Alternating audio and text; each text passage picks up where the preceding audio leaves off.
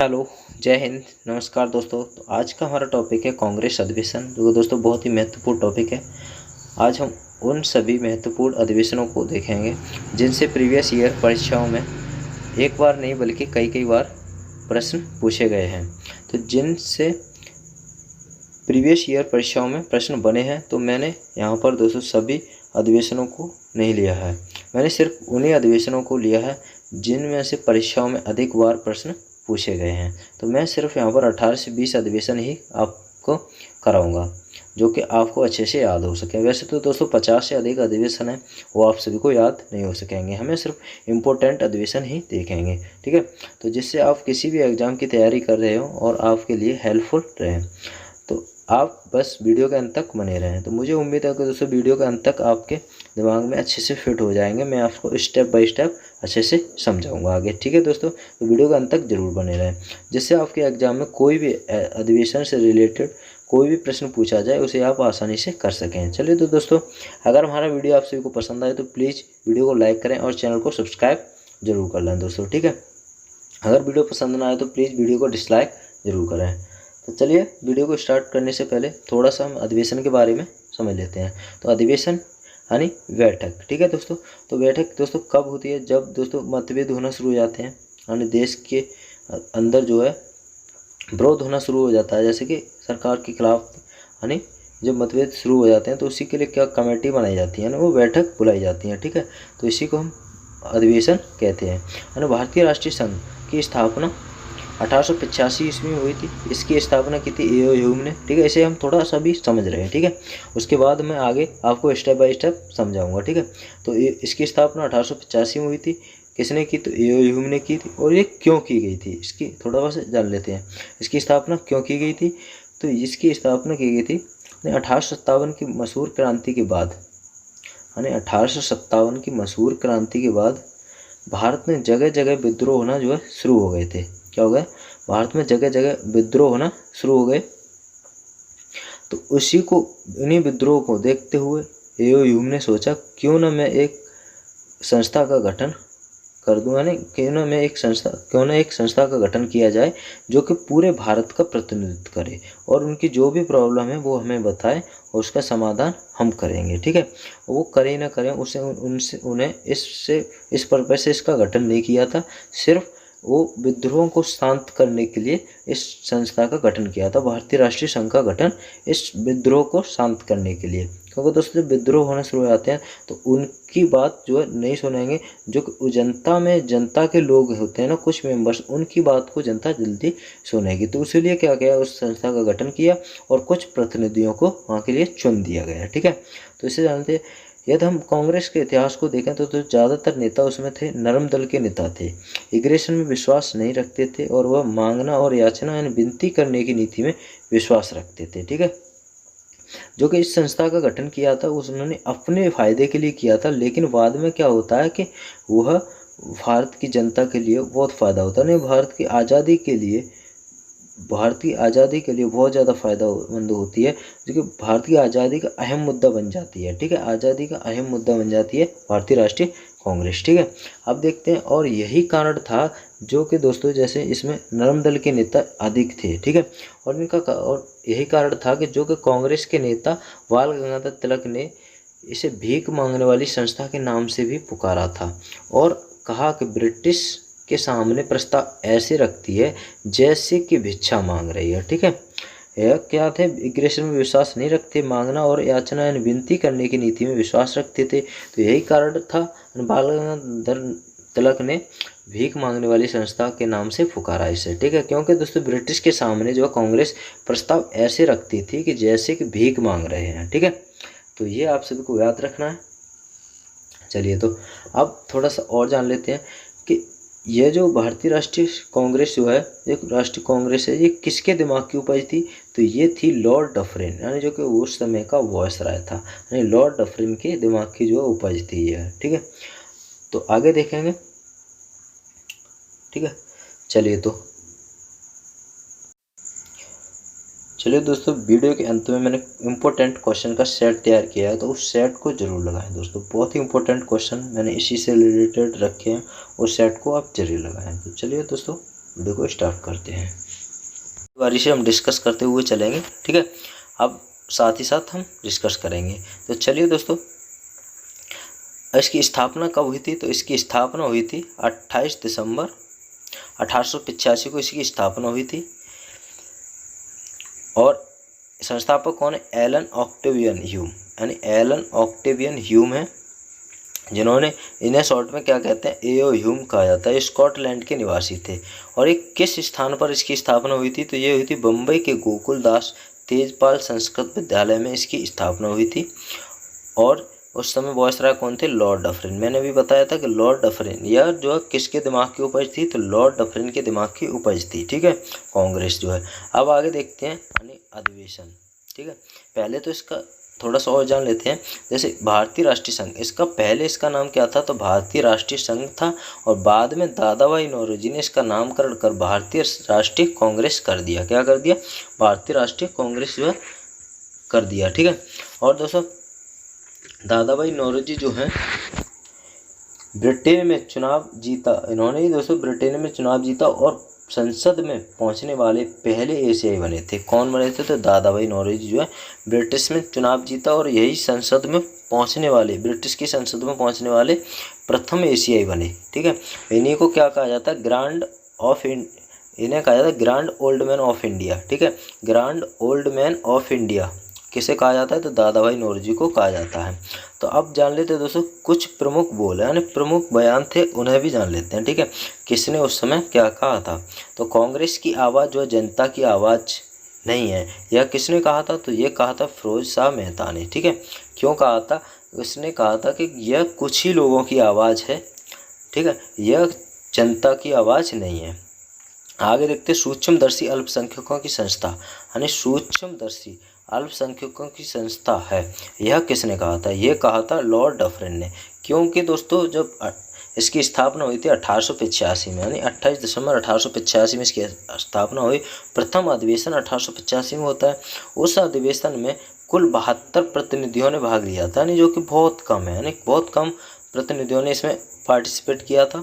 इस वजह से लॉर्ड डफरिन ने क्या कहा? सूक्ष्मदर्शी अल्पसंख्यकों की यह संस्था है। आगे देखते हैं कांग्रेस जो है भीख मांगने वाली संस्था है, ये किसने कहा था? तो ये कहा था अरविंदो घोष ने, यानी कांग्रेस जो है भीख मांगने वाली संस्था है, यह किसने कहा था? कि अरविंदो घोष ने कहा था।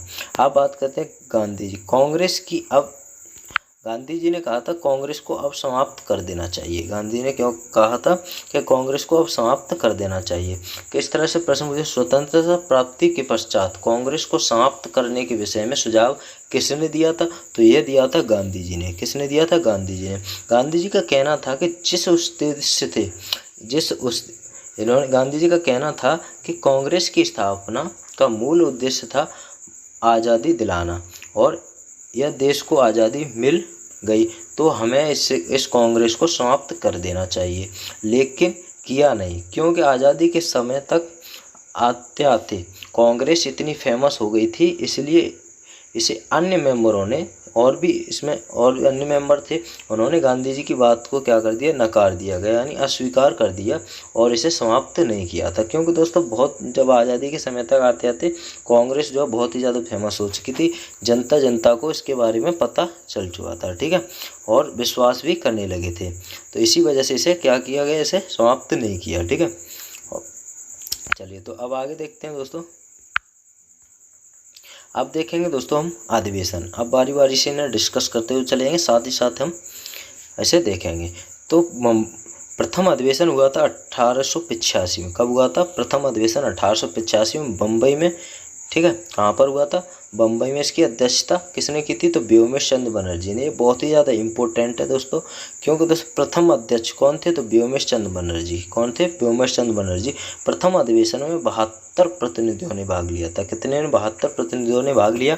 और अगला अधिवेशन हुआ 1886 में, जो कहाँ पर हुआ था? कोलकाता में हुआ था। इसकी अध्यक्षता की थी दादाभाई नौरोजी ने, जो कि दोस्तों पारसी थे। कौन थे? पारसी थे, ठीक है। प्रथम पारसी अध्यक्ष थे दादाभाई नौरोजी। प्रथम है, बहुत ही ज़्यादा इंपॉर्टेंट है। चारों अधिवेशन जो मैंने लिए हैं बहुत ही ज़्यादा इंपॉर्टेंट है, इससे ज़्यादा से ज़्यादा प्रश्न बनते हैं। देखो दादा भाई नौरोजी जो प्रथम पारसी अध्यक्ष थे और इसमें 450 प्रतिनिधियों ने भाग लिया था, यानी 450 प्रतिनिधियों ने इसमें भाग लिया था। अगला अधिवेशन हुआ था 1887 यानी मद्रास में। कहाँ पर हुआ था? तो मद्रास में। इसकी अध्यक्षता की थी बदरुद्दीन तैयब जी ने। किसने? बदरुद्दीन तैयब जी ने। ये थे प्रथम मुस्लिम अध्यक्ष। ठीक है, तो कौन थे? बदरुद्दीन तैयब जी। अब 1888 का अधिवेशन देखते हैं। ये कहाँ पर हुआ था? तो इलाहाबाद में हुआ था। ठीक है, जॉर्ज यूले क्या थे? जॉर्ज यूले जो है प्रथम अंग्रेज अध्यक्ष, जिसमें 1300 प्रतिनिधियों ने भाग लिया था। 1300 प्रतिनिधियों ने इसमें भाग लिया था। जॉर्ज यूले जो थे प्रथम अंग्रेज अध्यक्ष। ये दोस्तों प्रथम है दोनों। प्रथम अध्यक्ष कौन थे? तो व्योमेश चंद्र बनर्जी। प्रथम पारसी अध्यक्ष दादा भाई नौरोजी। प्रथम मुस्लिम अध्यक्ष बदरुद्दीन तैयब।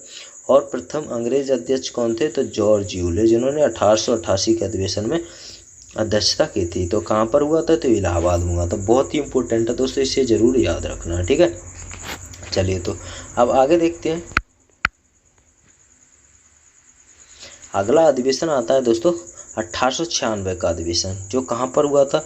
तो ये हुआ था कोलकाता में। ठीक है, कहाँ पर? कोलकाता में। इसकी अध्यक्षता की थी रहीमतुल्लाह सयानी जी ने। ठीक है, रहीमतुल्लाह सयानी ने। और पहली बार वंदे मातरम किस अधिवेशन में गाया गया था दोस्तों? 1896 के अधिवेशन में, कोलकाता अधिवेशन में गाया गया था। तो ये भी बहुत ही ज़्यादा इम्पोर्टेंट अधिवेशन है। अगला अधिवेशन देखेंगे तो ये है 1905 का अधिवेशन। कौन सा दोस्तों? 1905 का अधिवेशन है। ये भी बहुत ज़्यादा इम्पोर्टेंट है। इसकी अध्यक्षता किसने की थी? तो इसकी अध्यक्षता की थी गोपाल कृष्ण गोखले ने, जो कि दोस्तों महात्मा गांधी जी के राजनीतिक गुरु भी कहे जाते हैं। गोपाल कृष्ण गोखले कौन है? तो महात्मा गांधी जी के राजनीतिक गुरु हैं। ठीक है, और ये कहाँ पर अधिवेशन हुआ था? वाराणसी में। कहाँ पर हुआ था? तो ये वाराणसी में हुआ था। और बंग भंग आंदोलन का समर्थन हुआ, यानी बंगाल विभाजन हुआ था उस समय। ठीक है, 1905 में बंग भंग आंदोलन का समर्थन किस अधिवेशन में किया गया था? 1905 के अधिवेशन में।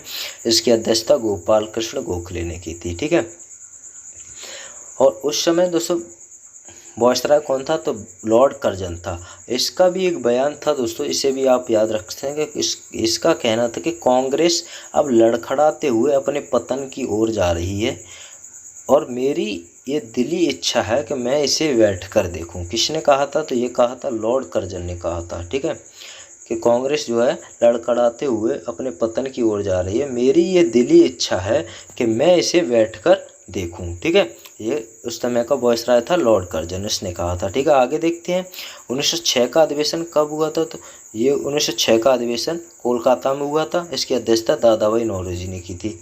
दादा भाई नौरोजी ने की थी। स्वराज शब्द का प्रयोग प्रथम बार कब हुआ था? तो कोलकाता अधिवेशन 1906 में, यानी दादा भाई नौरोजी की अध्यक्षता में स्वराज शब्द का प्रयोग हुआ था। ठीक है, अगला 1907 सूरत अधिवेशन। ये बहुत ही ज़्यादा इंपॉर्टेंट है, जिसकी अध्यक्षता रास बिहारी बोस ने की थी। कांग्रेस का विभाजन जो हुआ था इसी अधिवेशन में हुआ था, यानी नरम दल और गरम दल, यानी दो गुटों में विभाजन हुआ था कांग्रेस का। ठीक है, नरम दल और गरम दल में इसका विभाजन हो गया था। अगला अधिवेशन 1911 का अधिवेशन कोलकाता में हुआ था। कहाँ पर हुआ था? कोलकाता में। दोस्तों इसकी बहुत ही आसान सी ट्रिक है, मैं आप सभी को बता दे रहा हूँ कि प्रथम 10 से 12 अधिवेशनों को आपको याद रखने हों कि कौन कहाँ पर हुआ था। तो इसकी बहुत ही आसान सी ट्रिक है कि बकमई वकनाई लामपुक, बकमई वकनाई लामपुक। इसे आप नोट भी कर सकते हैं, आप लिख भी सकते हैं। ठीक है, तो बकमई वकनाई लामपुर। ठीक है, तो इसे आप बहुत ही इंपॉर्टेंट ट्रिक है, आप इससे आसानी से याद रख सकेंगे। तो इसकी अध्यक्षता किसने की थी? बिशन नारायण धर ने। बिशन नारायण धर ने इसकी अध्यक्षता की थी 1911 के अधिवेशन की, जिसमें दोस्तों जनगण मन पहली बार गाया गया था। ठीक है, किस अधिवेशन में? 1911 के अधिवेशन में कोलकाता में। ठीक है, ये भी बहुत इंपॉर्टेंट, देखो ये भी कोलकाता में।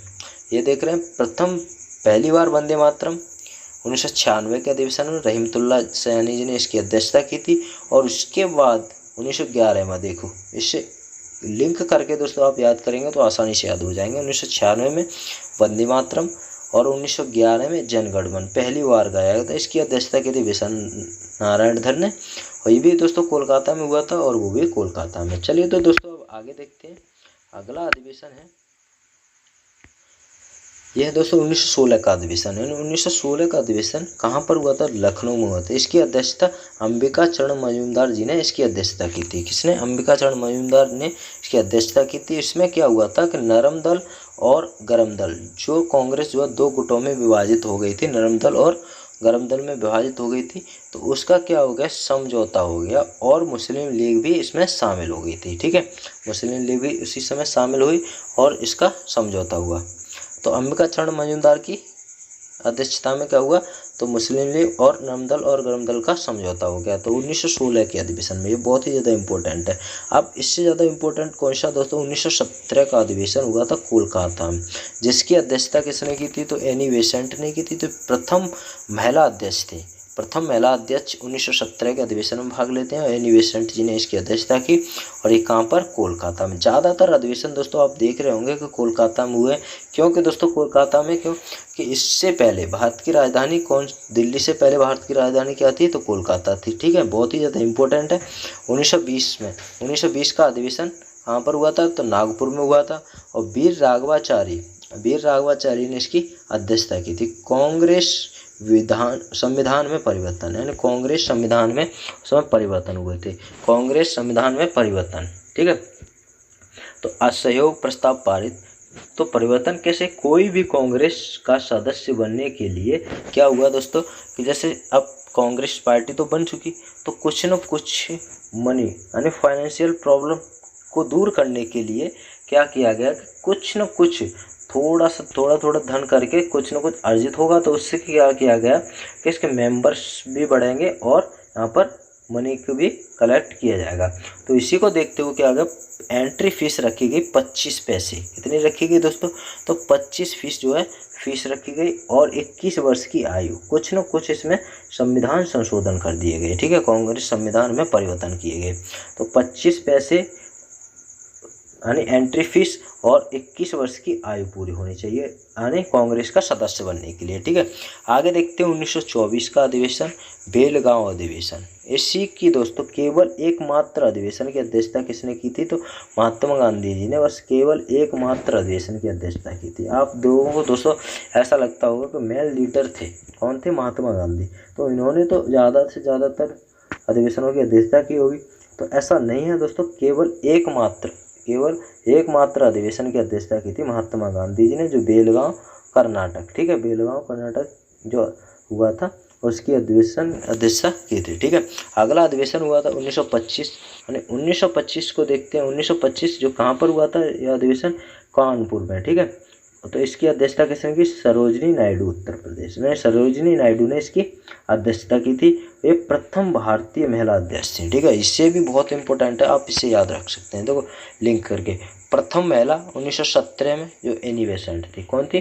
प्रथम महिला 1917 में एनी बेसेंट और प्रथम भारतीय महिला सरोजिनी नायडू, उत्तर प्रदेश। ठीक है, सरोजिनी नायडू ने जो है इसकी अध्यक्षता की थी। तो पहली महिला कौन थी? एनी बेसेंट, इसे भी याद रखो। देखो यहाँ से लिंक करो, 1917 में भारतीय महिला यानी प्रथम महिला अध्यक्ष और 1925 में भारतीय महिला अध्यक्ष यानी प्रथम भारतीय महिला अध्यक्ष 1917 में यानी 1925 के अधिवेशन में कानपुर में इन्होंने अध्यक्षता की थी सरोजिनी नायडू ने। ठीक है, ये आप सभी को याद हो चुका होगा। ठीक है, तो चलिए दोस्तों, अगर एक चीज़ आप देखो तो यहाँ से ये अधिवेशन अलग अलग, जैसे आपने देखा पहला अधिवेशन हुआ दोस्तों कहाँ पर? बम्बई में हुआ। पहला अधिवेशन कहाँ पर हुआ? बम्बई में। और दूसरा कोलकाता, फिर मद्रास, फिर इलाहाबाद। ये दोस्तों जनता को ये दिखाया जा रहा था, वो बहुत सोच समझ के इसका गठन कर रहे थे कि कौन सा अधिवेशन कहाँ पर करना और अध्यक्षता यानी कौन अध्यक्ष बने इसका। तो ये भी बहुत सोच समझ के दोस्तों इसका वो समाधान किया जा रहा है। सोच समझ कर ये इनके अध्यक्षता और स्थान जो है चुने जा रहे थे, जिससे कि दोस्तों जनता को लगे कि पूरे भारत को जो है मतलब पूरे उनका कहना था कि पूरे भारत में आंदोलन हो रहे थे, तो पूरे भारत को शांत करना, उसका समाधान करने के लिए। ठीक है, तो जनता को गुमराह किया जा रहा था, मतलब जनता को ये दिखाया जाए कि पूरे भारत का जो है हम वो कर रहे हैं। तो जैसे कि दोस्तों भारत का नक्शा है, आप सभी जानते हैं इस तरह से है, यानी चतुष्कोणीय इसका नक्शा है। तो यहाँ पर दोस्तों अब देखेंगे तो मद्रास कहाँ पर है? तो मद्रास है दोस्तों यहाँ पर, ठीक। इलाहाबाद यहाँ पे और मुंबई कहाँ है? यहाँ पर। और दोस्तों कोलकाता पश्चिम बंगाल पड़ता। तो इस तरह से पूरे भारत को जो है कवर कर रहे थे, ठीक है, पूरे भारत को कवर कर रहे थे, जिससे जनता को ये लगे कि हाँ। और ये दोस्तों जनता के लिए एक चीज़ और दिखा रहे थे कि जैसे ये थे व्योमेश चंद्र बनर्जी हिंदू थे, कौन थे, हिंदू, और ये थे दादा भाई नौरोजी पारसी थे, और ये थे बदरुद्दीन तैयब कौन थे दोस्तों, तो ये थे मुस्लिम अध्यक्ष, और ये अंग्रेज थे। एक तरह से ये भी दिखा रहे थे कि ये जो है अलग अलग किसी पर्टिकुलर एक धर्म की पार्टी नहीं है, यानी एक पर्टिकुलर किसी एक धर्म की संस्था नहीं है, ये सभी धर्मों की संस्था है। इस वजह से और जनता को जो विश्वास होने लगा था, ठीक है, तो इस वजह से और जनता को विश्वास होने लगा था कांग्रेस पर। तो यही इसका कारण था, ठीक है दोस्तों, कि इसको और ये अच्छी तरह से फेमस हो। आगे देखते हैं, हमने देख लिए दोस्तों 1925 का अधिवेशन सरोजिनी नायडू ने, ठीक है, ये आप सभी देख लिए। अगला अधिवेशन 1929 का अधिवेशन है। 1929 का अधिवेशन लाहौर में हुआ था। कहाँ पर, लाहौर में।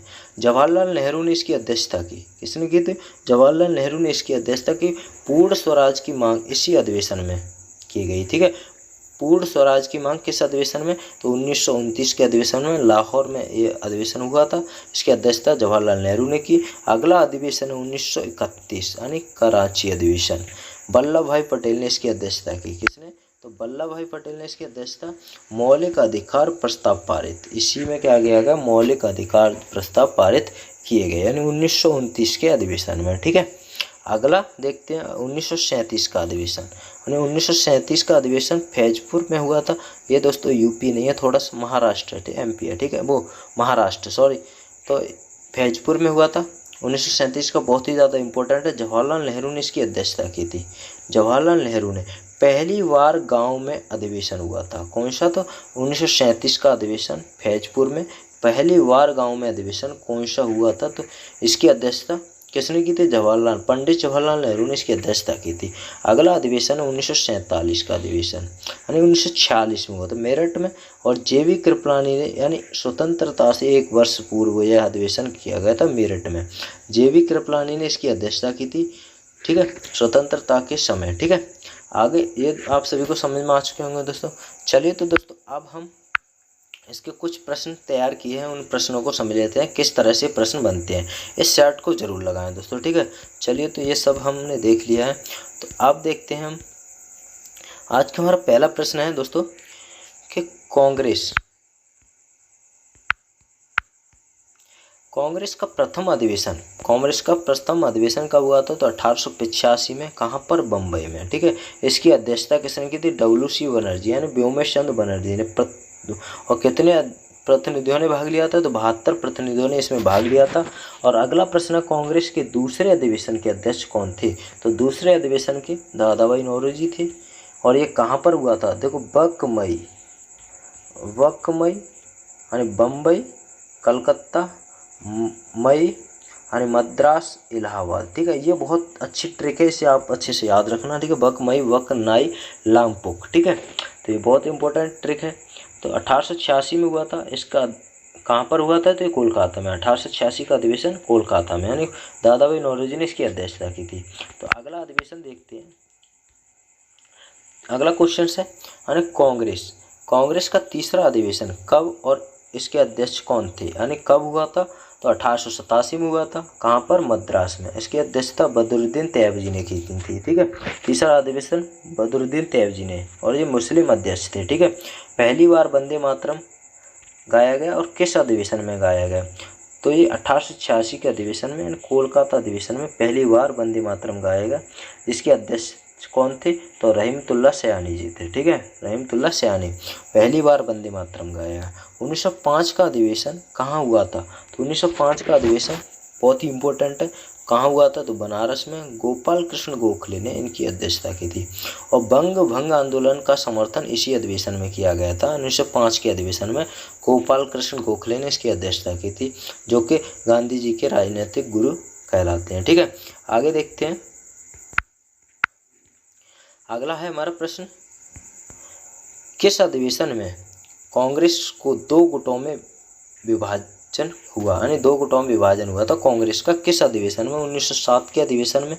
जो कि दोस्तों 1916 के अधिवेशन में क्या हो जाता है, इनका पैचअप हो जाता है, यानी मिल जाते हैं। क्या हो जाता है, 1916 में ये मिल जाते हैं, लखनऊ अधिवेशन। ठीक है, 1916 कहाँ हुआ था, लखनऊ अधिवेशन हुआ था। ये सूरत अधिवेशन में क्या हो जाता है, इनका ब्रेकअप, नरम दल और गरम दल में विभाजन हो जाता है कांग्रेस का। 1911 का कांग्रेस अधिवेशन कहाँ हुआ था, तो 1911 का कांग्रेस अधिवेशन कहाँ हुआ था, तो कोलकाता में हुआ था। ठीक है, कहाँ हुआ था, कोलकाता में। ये थोड़ा सा मिस्टेक है, इसे मत देखना। ठीक है, तो ये 1911 का अधिवेशन कहाँ हुआ था, तो ये हुआ था कोलकाता में। विशंधर नारायण जो है इनकी अध्यक्षता की थी। और पहली बार जन गण मन किस अधिवेशन में गाया गया था, तो ये गाया गया था 1911 के अधिवेशन में। ठीक है, कोलकाता अधिवेशन में विशन नारायण धर की अध्यक्षता में गाया गया था। अब देखते हैं 1916 का अधिवेशन कहाँ पर हुआ था, तो लखनऊ में हुआ था। इसकी अध्यक्षता किसने की थी, तो अंबिका चरण मजूमदार ने इसकी अध्यक्षता की थी। और नरम दल और गरम दल, ठीक है दोस्तों, क्या हुआ, नरम दल और गरम दल, यहाँ पे देख सकते हैं, नरम दल और गरम दल का समझौता हुआ था और इसमें मुस्लिम लीग भी मिल गई थी। ठीक है, आगे देखते हैं। अगला प्रश्न हमारा, एनी बेसेंट ने किस अधिवेशन की अध्यक्षता की थी, तो एनी बेसेंट ने दोस्तों किस अधिवेशन की अध्यक्षता की, 1917 के अधिवेशन।